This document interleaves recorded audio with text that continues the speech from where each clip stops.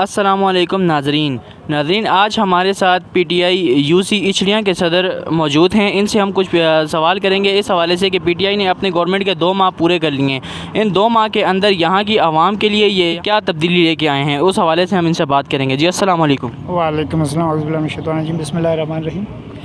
جیسا کہ آپ نے بولا 2 ماہ کی کارکردگی، پہلے تو ہمارے چیئرمین نے 100 دن کا ٹائم مانگا ہوا ہے اور 100 دن کے اندر انہوں نے اپنے ہر وزیر کو اس کی کارکردگی کے بارے میں پوچھا جائے گا، بلکہ 2 دن پہلے ہی انہوں نے 60 دن کی اجلاس بلایا اور اجلاس میں انہوں نے پوچھا ہے کہ 60 دن کی آپ اپنی کارکردگی بتائیں اور آگے اپنے 40 دن کا لائحہ عمل بتائیں۔ اور جیسے ہی ہمارا ہر ادارہ جس طرح پچھلی گورنمنٹ نون لیگ کی گورنمنٹ گئی ہے اور ہر ادارہ جو تھا وہ مقروض تھا، اس کے بعد ابھی ہمارے چیئرمین نے کہا تھا کہ ہم IMF کے پاس نہیں جائیں گے، لیکن آپ کے سامنے، ہمارے سامنے، عوام کو بھی پتہ ہے، ہر بندے کو بھی پتہ ہے کہ یار اس ملک میں کیا ہوا ہے۔ تو انشاءاللہ یہ دیکھیں، جیسے انہوں نے کہا ہے کہ آپ کو مشکل فیصلوں کا سامنا کرنا ہوگا، ہمیں برداشت کرنا ہے۔ جب 35 سال برداشت کیا یار، تو یہ 2 سال ہم نہیں برداشت کریں گے، یہ 2 سال بھی برداشت کریں گے اور انشاءاللہ اس کا رزلٹ آئے گا۔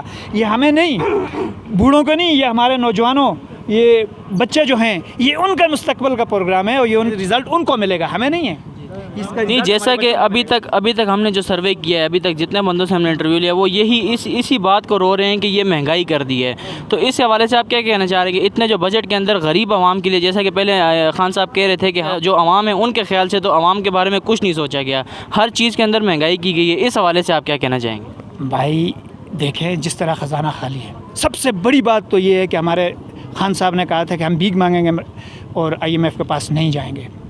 یہ سب وزراء ہیں، بڑے بڑے لوگوں سے، جتنے بھی ہمارے دوست ممالک ہیں ان کے پاس گئے ہیں، مجبوراً عوام کے لیے یہ فیصلہ کرنا پڑا ہے اور انہوں نے بھی آ کر عوام کو جواب دینا ہے کہ میں نے یہ کہا تھا کہ IMF کے پاس نہیں جائیں گے، لیکن یہ سب کو پتہ ہے، عوام کو پتہ ہے، ہر ادارے کو پتہ ہے کہ یار یہ کیا ہوا ہے، اس کے بغیر کوئی حل نہیں ہے۔ جب اگر کل ہی انہوں نے سعودیہ جانے کا فیصلہ کیا، اگر سعودیہ گئے ہیں، انہوں نے کل بھی کہا ہے کہ یہ فائنل نہیں ہے، 1-2 دن میں ہم اس پہ فیصلہ کریں گے۔ اگر 2 ممالک ہیں، دوست ممالک ہیں، ان سے ہماری بات چیت چل جاتی ہے تو انشاءاللہ ہم اپنے پاؤں پہ کھڑے ہو جائیں گے، ہمیں IMF کے پاس جانے کی ضرورت نہیں ہوگی۔ تو اس کے بغیر یہ مشکل فیصلے اسی لیے کرنے پڑ رہے ہیں کہ خزانے میں کچھ نہیں ہے۔ ہمیں چلنے کے لیے، گاڑی کو چلنے کے لیے پٹرول کی ضرورت ہوتی ہے، تو یہ پٹرول بھی نہیں ہے۔ نہیں، جیسا کہ وہ پہلے کہہ رہے تھے کہ ہم IMF کے پاس نہیں جائیں گے، اب وہ ان کو مجبوری کی وجہ سے فیصلہ کرنا پڑا ہے۔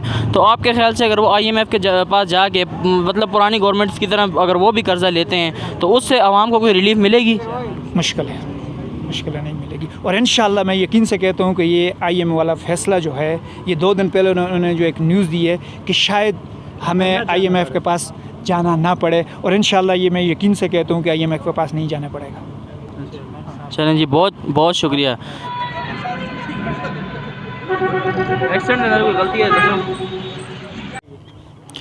جی ناظرین، جیسا کہ آپ نے دیکھا، کچھ دیر پہلے ہم نے بٹل بازار کے اندر سروے کیا۔